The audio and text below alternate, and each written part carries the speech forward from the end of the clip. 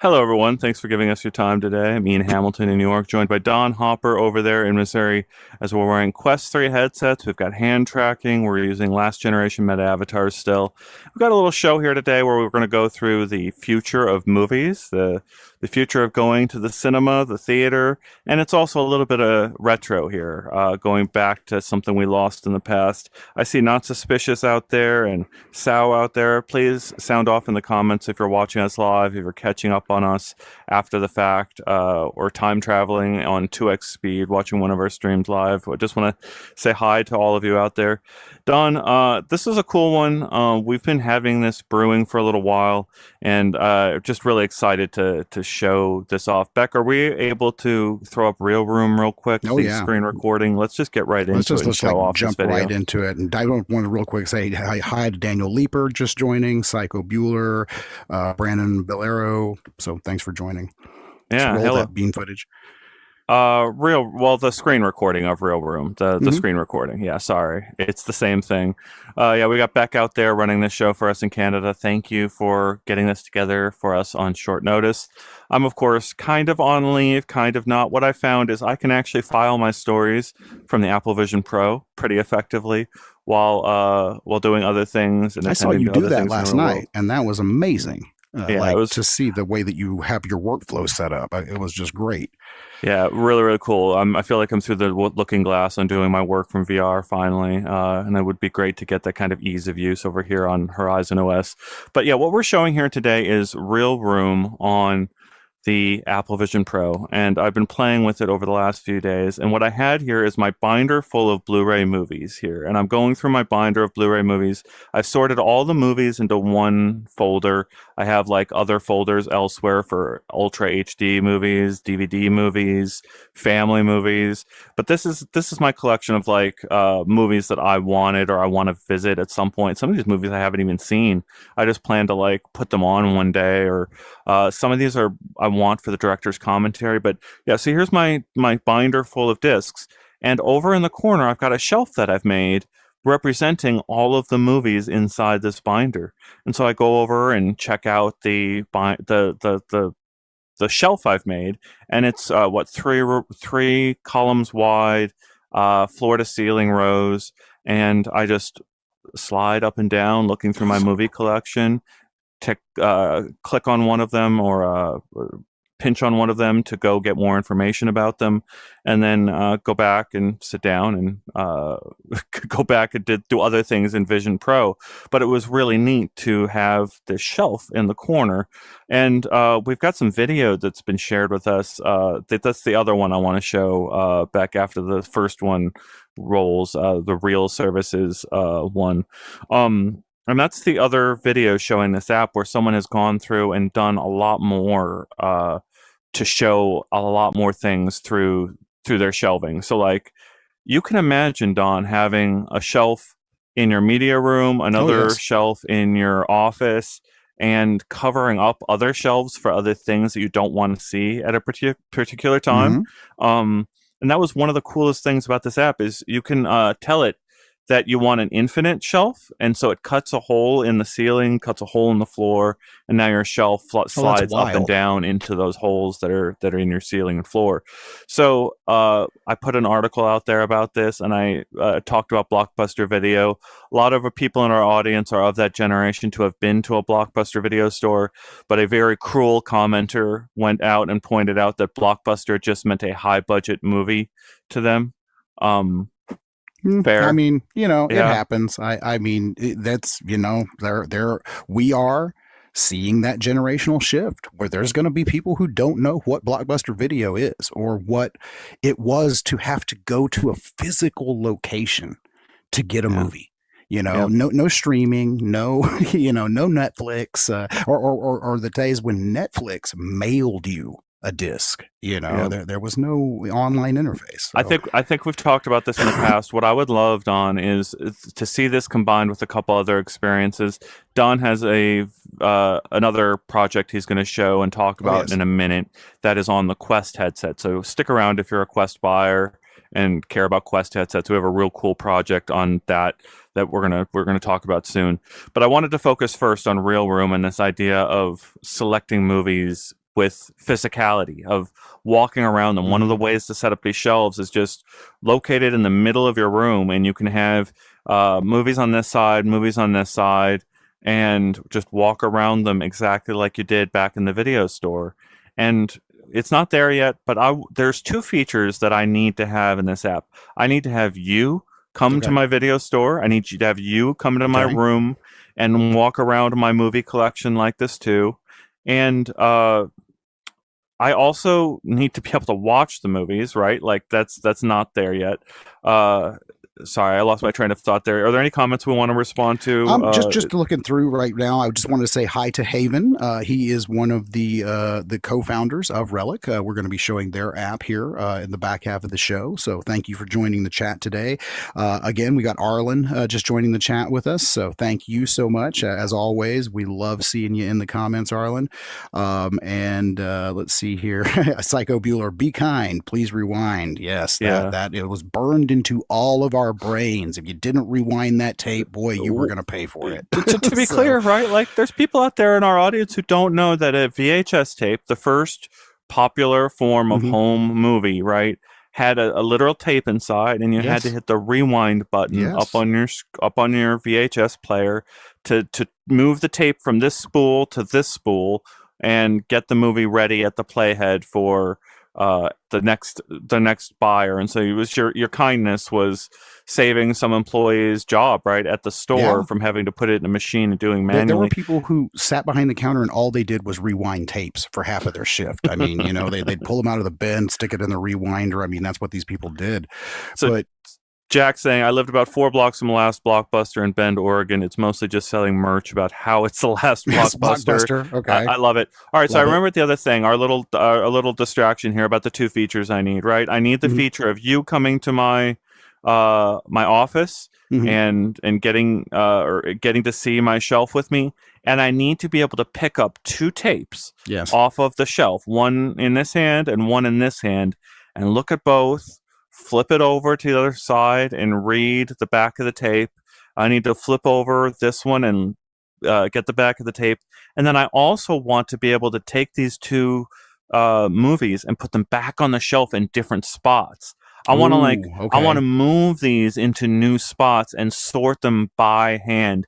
And I actually had to reach out to the developer of this app and explain that to them. They're like, this is what I would ultimately like is a by hand resorting of these movies on the shelf, exactly like I had in a No, physical that'd be video great. store, or what I want out of this sort of sorting. Right now, you have to go into like a menu and tell it, okay, sort by year, or there is a way to sort them in with some kind of logic, but it's Mhm. just not the same as what I just No, yeah, described, having right? that physicality, and that's what you were talking about is the physicality, and seeing this, okay, really, and I like to talk about older apps, that people might not remember, and one of them that's kind of made a resurgence lately in more gaming and not trying to take us down a rabbit hole is MUVR. And MUVR embodies that physicality that you're talking about, being able to have all of your cartridges, and you have this bedroom scene, and you have shelves and desk spaces, and you can take those physical cartridges and you can stack them any way you want. You actually have to physically grab the disc, press the eject, put it in the PlayStation console, close it, plug the cables into the televisions. So it's within reach. I mean, we've seen it already. We just need to see it come to these apps. So Yeah, so I'm going to encourage you to hit the like button to subscribe to the work we do at UploadVR.com. I think this take and this type of conversation that we're having here mhm. is unlike you're going to find anywhere else on the internet. I'm seeing it in our comments where Dunadim is talking about the Hey, doing experience them. of not buying video games as kids. We We rented rented them. them. It saved our allowances greatly. I Yeah. remember, right, if you really loved a video game, you rented it 2 or 3 times, Yes, right? no, you had to keep checking Holy it out. moly. Final Fantasy VII. I literally probably should have bought that game for the money that I paid Blockbuster because I just kept re-renting it and re-renting it and re-renting it. And then there's the one time that you'd have to go, like every 3, you'd have to go check it back in. And then somebody else would be on the waiting list, and then you'd lose it for like a week, and then you'd have to be on the next waiting list, and I couldn't complete the game. And I was like, it was killing me. So So Casey Chiefs is saying my family started ordering bring Netflix's discs online as soon as it became a thing. We all did, and that's why Blockbuster went away, right? And there's a whole lot of history there that you can go dive into. Go find the books on the founding of Hmm. Netflix. That there was an opportunity at some point for Blockbuster to have Netflix in its own like wheelhouse of technologies, and it's just the story of our Hmm. time is that the fact that they couldn't find a way to make it work. Poor employees across the United States, all across the world, suddenly like having to say, "You should sign up for Blockbuster online," and it's like it's nothing like Netflix. It's it, nothing like that service that you already love on the it mail changed order. everything. Online Yeah. changed that. I mean, it definitely online killed the video star. I mean, but and I But love Daniel Leeper here going to the video store to find the 3 copies of the new film have already been rented out. I mean, yeah. that was always like, couldn't get off on time, couldn't get that tape, so couldn't get that disc. But what I would love to see, okay, this is just my dream. You didn't just rent movies at Blockbuster, you rented games as well. Take something like ReelRoom and MUVR and marry those things together, give us this physical blockbuster. And then, like, kind of reminiscing back to the VR chat series that we did, there is a world in VR chat that's one of the arcade worlds, but it actually has a working blockbuster video that you can walk in. You get to see all the movies are playing up on the TVs. If you have Uh, not checked that out, go look for my coverage of the VR chat series. I think it was not something arcade. It was Nico's arcade. It's one of the arcade ones, but there is a working blockbuster in there that you can so visit. Beck doing the work of good functioning society in our comments to Hmm. point out that libraries exist Yes, they and do. fill the role of Blockbuster in our lives. You This can is rent true. out movies, you can rent out books, you can rent out audiobooks. Those are yet available at a lot of libraries. Goodness, the library in Bentonville was amazing before I left Arkansas, and I went back there, and it's doubled in size with these huge, just incredible areas for learning. And then yeah, you can check out physical objects. They've got like a library of things there. So yes, go to your local library, get this experience. And I loved Beck's comment also. Is this a podcast about reminiscing about technology, or is it about the future of technology? And you This is nailed it true. because it's Ooh, both it is. ultimately. We are going full circle here, right? What we are talking about here, Don and I, right? We had a social experience as children that you do not have as children Yeah. today, right? We Hmm. had a social experience of having a friend willing to come over for a sleepover, Hmm. and you would go out on Friday night with your parents to the video store, and you would go roaming through genre after genre of box art, right? You would Hmm. walk with your friend. Your friend would be over in that genre over there looking at the westerns and trying to make the case for some movie over there, and you're looking at the video games on the Nintendo 64 to try to figure out what 6-hour block the Yep. two of you can have in front of that game system, Yep. right? While your friend is over there trying to pick up the movie, right? This is alien to an entire generation or 2 generations of people here, right? That we We are we two had as generations children. removed from that. Yeah. Yeah, so like there's people in our audience that are nodding along to this, and we're close, right? We've almost got this back. And I loved what Don's saying. So this app is really cool. You can upload USDZ models, which I think is Okay. that's the animated model platform accepted by Apple headsets. So if you wanted a little animated robot or like an Oh, it nice. robot Okay. doing weird things in the corner of your video store, you just get the model and upload it to the corner of your home video store now, right? This Hmm. is home box office, Netflix, the theater. We're getting to all of those things for virtual reality. The question is, this is our long-term question that we'll ask on Upload VR is how much control do you give to the rights holders of this media to affect your experience in virtual reality, right?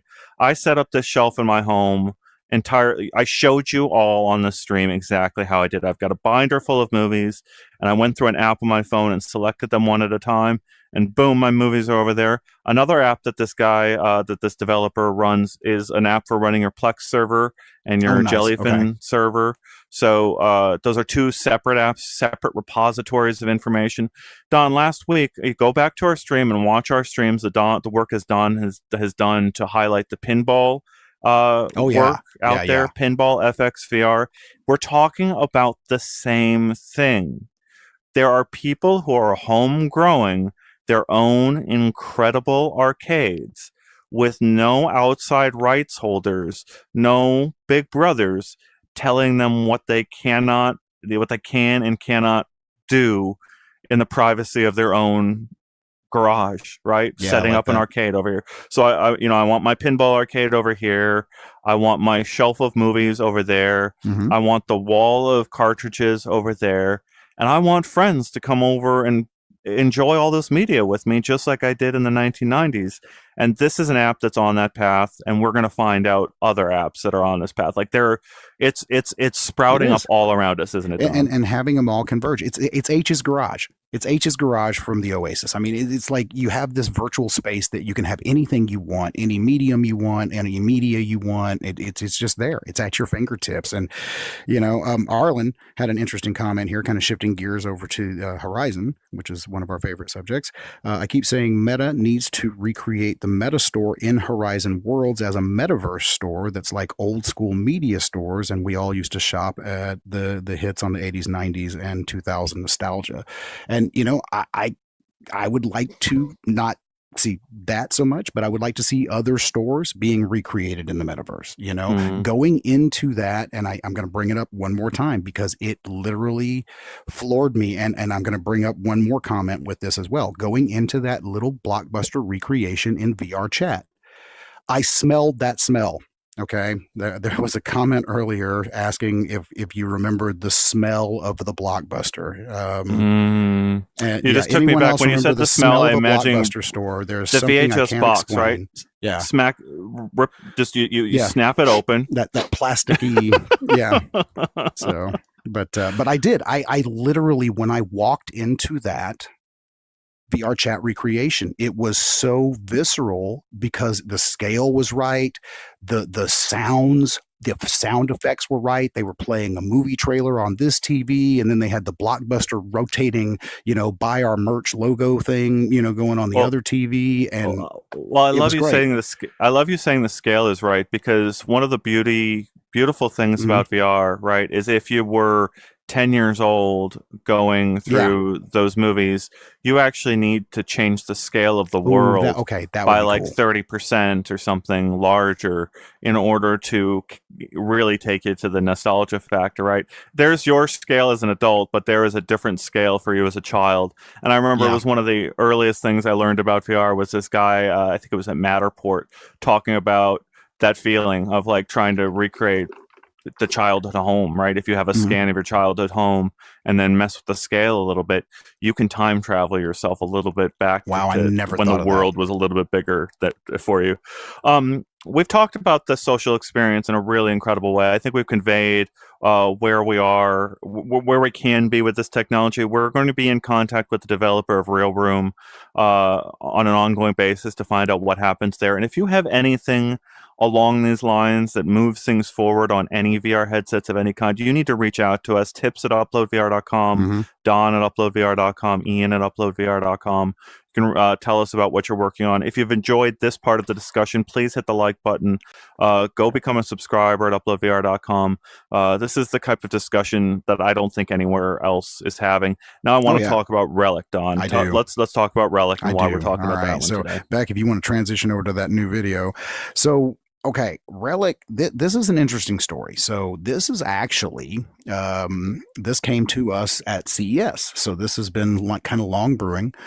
Kyle and I were at CES together, and we met Haven. And one of the developers of the Relic app and one of the co-founders of the company, and he showed us this little demo on a phone. I mean, just kind of similar to the video that you're seeing behind me right now, and just talked to us with such passion and enthusiasm about what he wanted to bring to mixed reality media that it really got me excited to see this. And some months passed.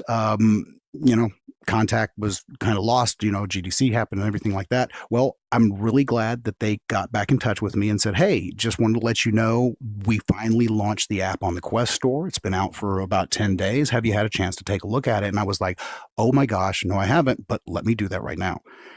And I'm so glad I did because okay, if there's one thing that I love almost as much as virtual reality, that's cinema and movies. I mean, I did grow up in an age that didn't have video games and internet and things like that. So the way that we lost ourselves, Ian, was to go to the movies. Okay. Yep. And I can equate this. One of the biggest reasons that I'm sitting with you here right now was that in 1981, 82, I sat my little 12-year-old butt in a theater and watched a movie called Tron and fantasized for weeks and months and years afterwards. How can I do that? How can Are the I circuits go like roads? inside? Yes, the video game. How can I be on the game grid? And that's when I started to research in the way that we could back then, through libraries and bookstores, what was virtual reality. And it wasn't even really coined, I think, at the time. I mean, Jaron Lanier was kind of coining it at the time. And, it's just like, what is this magical technology that there's got to be something that exists that can take me inside the computer, that can put me on the game grid. And it really, that movie sitting in a cinema altered the course of my entire life in some ways. And I know that sounds kind of weird, but it did.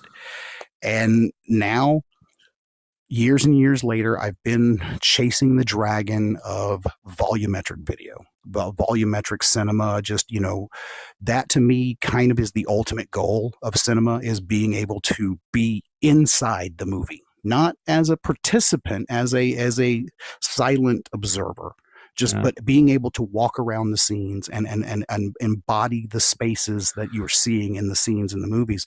And we're not there yet. I mean, there have been some companies like 8i was doing some really interesting experimentation back in the DK2 early CB1 days, kind of went underground with that. But then came mixed reality. And started seeing, oh, hey, I can place a video player where my real TV is on the wall and sit here and kind of watch this, but I was still getting the same experience. It was like, something's missing here. It's like, okay, why would I want to put on a headset that's kind of bulky? I mean, Quest 3 is not the lightest headset to wear on your head for hours, and stare at a space that I already have a beautiful 4K 65-inch TV. What is this giving me that's different? And as I say in the end of the article, which we just published before this went live today, this changed my entire perspective on media consumption in mixed reality. And why? Because it took my space and made it a part of that movie in a way. So watching the scenes that I don't know, I mean, we're seeing a blue screen, so I don't know if we're still on the Harry Potter scene or if we've transitioned to the Spider-Man, but I'll start with Harry Potter. Harry Potter, the flames, I almost felt heat from the screen. It was like if I had one of those vortex fans that blows hot and cold and started getting sense around kind of stuff. Don't get me started, Don, man. I know I know I'll take you down a rabbit hole with that one. But if I had all of those sensations going, this would be the sense around experience that cinemas tried to gimmick years and years ago with feeling sensations and feeling this and smells and this and that. So, but the visual component that I got here was what has been missing the entire time. So let's go to the comments here and go through some of them and give a lot of context that you're already wondering as you're sort of processing this video. So I'm going to call these spatial effects. Spatial effects. I like that term. Spatial effects. That's Spatial. I think they're calling spatial it effects. 4D video, but I like spatial effects. Yeah, spatial effects. Right. All right. And I saw someone immediately call it Opzar, saying it's a gimmick, and then they said it was gimmick almost the exact moment that you used the word gimmick here in the studio. Creative talking about smell-o-vision. Smell-o-vision. Okay. There's a reason TVs with color LEDs in the back were discontinued. Those are the ones that light up on the wall behind you. And there's someone else mentioning the lights as well. Yes, Ambilight. And I was going to mention that in the article. Okay, that's what I was forgetting. It's okay. No. Like there's a million. This has been done a million times. This is like saw earlier in the conversation. Illumiroom, right? Illumiroom was talked about. That's the Microsoft project where they pointed projectors at the wall as well as they scanned the wall for the depth of the wall using the Kinect, I believe, and then essentially projection mapped a periphery around the frame of your television. It was enormously neat Hmm. to see that in like living rooms. You could imagine playing a game like Halo, and you're going like this, or you've got you're shooting down, and when you get shot, your character takes damage in Halo. You see a ripple on the Yes. wall of damage as the ripple, like you're getting health notifications from the walls, basically by the rippling of your walls. And maybe they could move some of that UI that you lose because you've got to show your health on screen, all those things. What if that could be moved to your environment? It was a really cool idea that went nowhere, right? Like it's now just a piece of history, right? The Kinect was the highest selling piece of hardware ever for about Hmm. 6 months until people just stopped using it, and it failed. Yeah. And now it lives on like as a business device. What I think is interesting here is this is a gimmick until it isn't. Right. Right? This Exactly. is until it gets good enough that some people are like, you know, what if we tweaked this really, really well so that all of these effects for this 2 hour movie were spot on Yeah. Perfect. representative of the scenes that they're dictating, and then we sold the movie for the same price as as the old movie. Sales are flagging on the 1080p version of this movie. Now we're going to have the remastered for VR headsets version of the movie Hmm. with you can get it in 4K, you can get it in 1080p, or you can do the enhanced version, right? With environmental effects. Yeah. Like, I'm not saying this isn't a gimmick. It absolutely is a gimmick. No, But anything there that is does that is a certain people gimmick. who will But pay for that gimmick in certain respects. And if oh it's yeah. done well enough, we already have immersive environments for Game of Thrones. We have immersive environments inside of the Apple. We had Lord of the Rings. Hmm. Meta The yes, Quest partnered yes, with the Lord of the Rings to take you to the Mines of home Moria environment. on Love that. Quest home environment, and you could, if you wanted, bring up Lord of the Rings Extended Edition and Yes, and watch it watch in it the in the Mines of mine. Moria Hmm. on a Quest headset. I don't know what happened to that home. Like, I think it might No, have, it's I still don't know there. what happened to that agreement. You still have it? Yeah. No, I still have it installed. I guess maybe if you had it, you get to keep it. I don't know if new users, that'd be interesting to see if other people have that available. But look, when I shared this story with you pre roll, like before we started the podcast today, my daughter, okay, and my wife, they could care less about going to things like 3D movies or IMAX or even IMAX. They could care less about that. Okay, I showed my daughter, who's a huge fan of the Spider Verse. She's also an artist.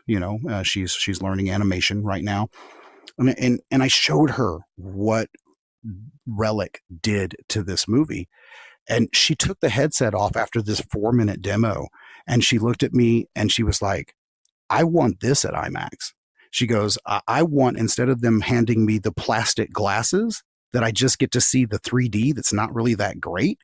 I Hmm. want this." She goes, if they handed me something like your X-Reel glasses or just some sort of, electronic shutter glass that would do it, do the effect, whatever, that was lightweight, boom. She goes, I would totally want to watch movies this way. Well, So, so and back, that blew me away because she's not that. She does not enjoy any of this yeah. hardly. So, Beck saying, I imagine the costs associated with creating immersive versions of movies are just insanely prohibitive. And that's where we get to some very well, uncomfortable conversations with our audience where we we're talk about to about the get there. use of Mhm. AI to close that gap in cost, And right? that's what they are doing. But they are Yeah. doing the use of AI in the way that I think Meta is doing that in some of their tools as well, where they're doing the generative parts. So it's not like art or like trying to write a novel or do something like that. They're basically giving users, once the creator tools, and we'll talk about that here in a minute, come out, the ability to use AI to negate the need for learning game engines. Yeah. So, I've dabbled in Unity. I am not good in any way, shape, or form. I can't program to save my life. I can go make some pretty cool stuff in Unity, though. If I Yeah. had the ability to then have Unity connect it all together for me, I think that's still okay. It's an interesting idea, but it's the same idea that's being pursued by Apple, by Meta, Mm-hmm. and the I think biggest they're all going technology there. companies on the planet right now. You can vibe code inside Mm-hmm. their AI agents right now and get an application into a store using a pseudonym. You don't have to actually use your real name to use an AI agent to get your stuff generating money. I'm sure Yeah. that stuff is out there, and I've seen some of this stuff. Right? You go search "I am cat" on the Apple app Store, any Mm-hmm. Apple app store. Go search "I am cat" and "I am security," and you'll see slop all the way top Oh to yeah. bottom. The thing that like we really struggle with is I'm in that camp of the people who are saying AI is taking jobs. I'm in that. I understand Oh that yes. argument, Big time. and I'm also in the camp of understanding. Well, what are these people doing with these tools, and what new jobs are being created by the use of these tools? So right now, it's actually really shameful in a lot of ways to acknowledge the use of AI in popular or like major consumer art, but that doesn't mean it isn't being used a lot Mm-hmm. already in everyday movies and content that you're already consuming. Like you've already consumed a large amount of AI art. You just didn't know it. And that's true at the same time that we're discussing the where are the jobs thing, as well as what jobs are being taken by the use of this art. But all that aside for a second, right?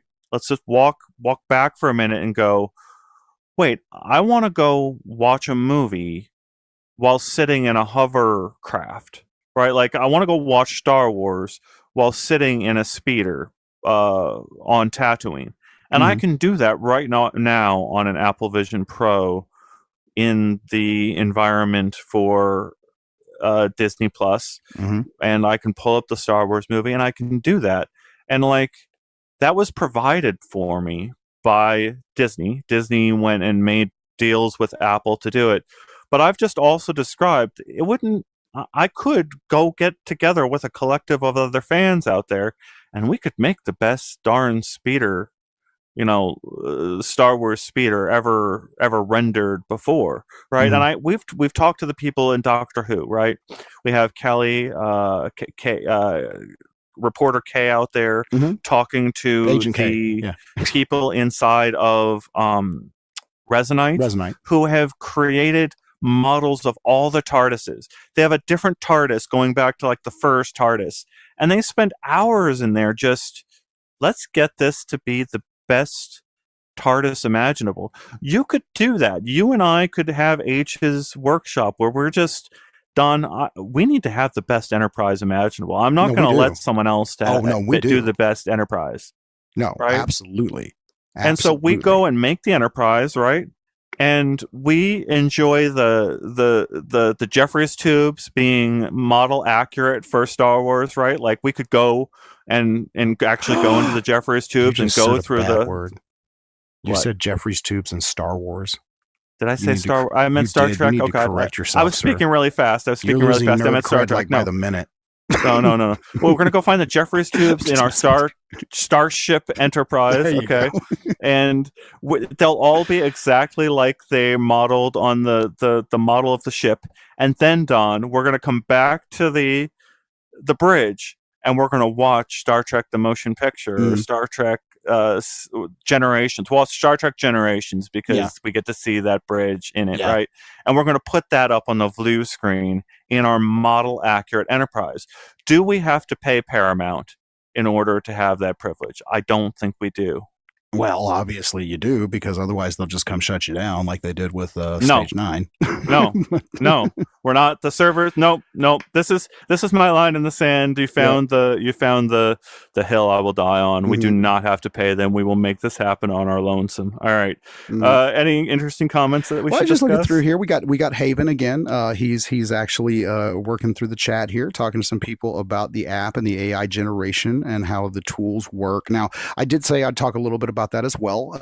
So currently, right now in the Relic app, what you're getting is examples. So you're not gonna watch full movies, in this just yet. That to do a full movie, it does require creation. It's not something where you just load up a movie and it does this automatically. So those creator tools are coming. Relic is actually in the process of getting all of that buttoned up as we speak, and they're hoping to launch those in October for anybody who is interested in trying to do this and get in there and see what they can make and see what kind of collaboration and partnerships that they can form with Relic to do some Yeah. cool spatial video. I love Devin's comment here, and I think it's a good one to kind of close out our conversation today on. So Devin's saying AI is useful for things that you don't see directly, like I love that. peripheral vision and background noise. It's a fine filler tool, and procedural generation is not AI in the way that people mean when they oppose it. Very interesting way to think about it. I've seen sixed off volumetric fill-in systems where you can lean around the captured media, and it is doing that. It's filling in the gaps there. It's trying to guess what the camera cannot see. And there's going to be a look to that over time in a lot of our content. So we'll be following that. Thank you to the creators of Relic for tuning in today and being part of this conversation. If you have any questions for ReelRoom or Relic, maybe leave those down in the comments. I'm sure the developers will be, scouring these comments, looking for tips or ideas for them to build off of towards the future, right? These are apps that are really, we can't recommend you go out and buy them right now. There's a lot of building that still needs to happen behind the scenes behind these ideas to make them really broadly useful. And so that's what we're able to do on this conversation, is talk about those things we would want. We've got amazing commenters out there like Arlen and so many members of our community that are just constantly just shooting off great ideas all the time to the developers out there, things we want, things we need. So we're so appreciative to have this conversation with you, and Don and Beck for putting this together. Anything you want to close off on there, Don? No, we're going to keep it short and sweet today. I mean, just the two topics, I think we covered them well. And again, just want to thank, just like you, I want to thank everybody out there in the audience. I want to thank our patrons, and, we didn't do that at the beginning as well. So Mike Manzano, Holonet, Smash Drums, Podum, so thank you for supporting what we do at UploadVR. And if you haven't already, consider becoming a member at the site. It does help us to grow our work. So. Yeah. Thank you so much. Yeah, we'll see you in the future.